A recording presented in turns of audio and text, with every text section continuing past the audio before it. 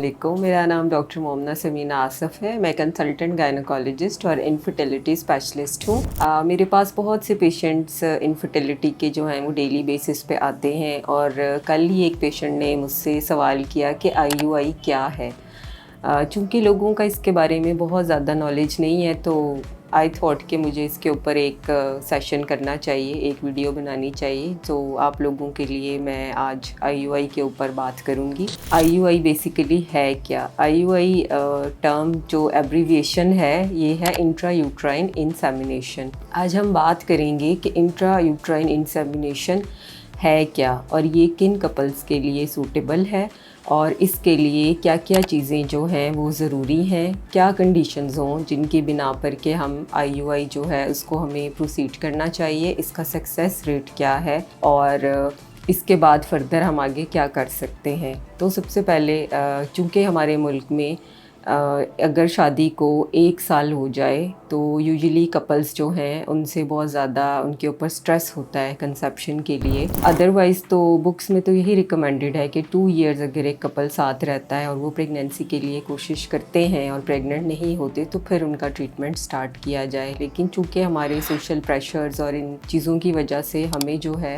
Within 1 year couples हमारे पास आना शुरू हो जाते हैं। तो इसके लिए सबसे पहले आईयूआई के लिए जो प्री रिक्विजिट्स हैं जो हमें करना चाहिए वो ये है कि हम पेशेंट्स की जो ओवरीज़ हैं उसमें हम 2 एग्स बनाते हैं जो कि हम दवाइयों से बनाते हैं आईयूआई प्रोसीजर के लिए। कुछ बेसिक टेस्ट्स होते हैं कपल के, वो हम करते हैं और उसके बाद फिर हम कपल के बेसिक टेस्ट करते हैं जिसमें कि मियाँ के पानी की रिपोर्ट कराई जाती है और जो फीमेल पार्टनर है उसका हम डे 2 पे एक अल्ट्रासाउंड करके उसके एग्स देखते हैं। फिर हम उसको मेडिसिन स्टार्ट कराते हैं डे 2 से और माहवारी के दूसरे दिन से मेडिसिन स्टार्ट कराते हैं जो कि 5 दिन तक वो लेती है और फिर 11वें-12वें दिन हम दोबारा उसका अल्ट्रासाउंड करके उस पे एग्स देखते हैं ओवरीज़ के अंदर।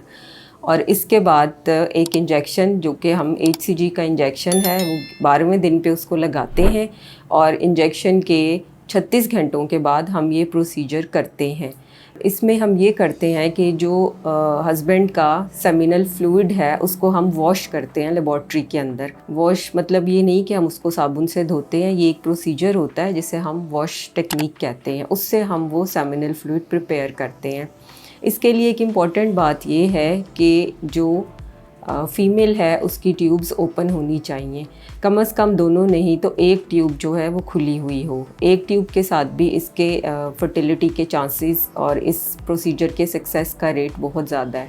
अगर इस प्रोसीजर को सही तरीके से किया जाए तो कंसेप्शन का रेट बहुत हाई हो जाता है। ठीक तरीके का मतलब ये है कि जो सारी बातें मैंने आपको बताई हैं कि ट्यूब खुली हुई हो, ये ज़्यादातर हम उन मरीज़ों में करते हैं जिनके कि थोड़ा सा मियाँ की रिपोर्ट में मसला हो या एक चीज़ होती है जिसे हम कहते हैं सर्वाइकल फैक्टर। अगर जो स्पर्म्स हैं उनको, जो मियाँ के जरासीम हैं उनको आगे तक जाने के लिए ज़्यादा एनर्जी चाहिए होती है, उनकी थोड़ी सी स्पीड होनी चाहिए, क्योंकि अगर रिपोर्ट में ये पैरामीटर कम हो कि जो मियाँ के जरासीम हैं उनकी स्पीड थोड़ी कम है तो वो ऊपर तक नहीं पहुँच पाते और रास्ते में ही डेड हो जाते हैं।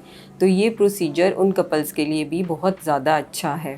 से लोग ये सवाल करते हैं कि क्या इस प्रोसीजर के बाद वो ट्रैवल कर सकते हैं? तो यस, वो ट्रैवल कर सकते हैं। सिर्फ आधे प्रोसीजर के आधा घंटा तक वो रेस्ट करें और उसके बाद वो ट्रैवल करके जहाँ पे भी वो जाना चाहते हैं वो जा सकते हैं।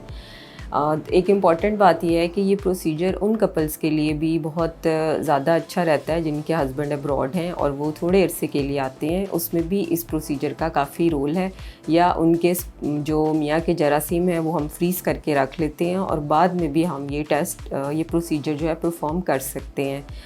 परसों ही मुझे एक मेरी पेशेंट ने पूछा जिसका मैंने आईयूआई किया कि हम कितनी दफ़ा ये प्रोसीजर रिपीट कर सकते हैं। तो फॉर हायर सक्सेस रेट्स जो है, अगर हम ये चाहते हैं कि कामयाबी के इम्कानात बढ़ जाएं तो हमें एटलीस्ट 3 टाइम्स 3 मरतबा कंसेक्टिव इस प्रोसीजर को ज़रूर करना चाहिए।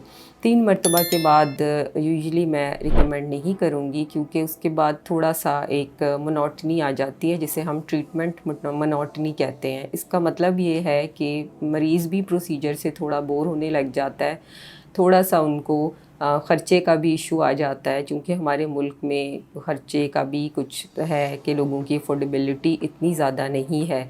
लेकिन फिर भी आईवीएफ पे जाने से पहले अगर वो मरीज़ जिसकी दोनों ट्यूबें खुली हैं उनको 3 से 4 दफ़ा इसको ज़रूर प्रैक्टिस करना चाहिए, इस प्रोसीजर को। 3 से 4 मरतबा के बाद भी अगर किसी को सक्सेसफुल प्रेगनेंसी नहीं मिलती, तो उसमें ये है कि फिर हम एक दूरबीन वाला टेस्ट कर सकते हैं। अगर हमें और कोई रीज़न ना मिले कपल के कंसीव ना करने की, तो ये किया जा सकता है।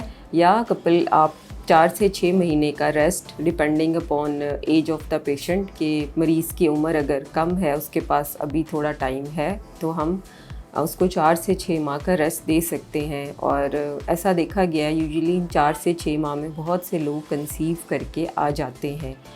अगर आप में से कोई भी सब्सिडाइज रेट्स के ऊपर आईयूआई का प्रोसीजर कराना चाहता है, तो आप रूही हेल्थ सेंटर पे मेरे पास आके कंसल्ट कर सकते हैं, मुझसे प्रोसीजर करा सकते हैं। आपकी स्क्रीन के ऊपर नीचे नंबर दिया जा रहा है जिस पे आप अपॉइंटमेंट बुक कर सकते हैं। आज के लिए इतना ही काफ़ी। Thank you very much.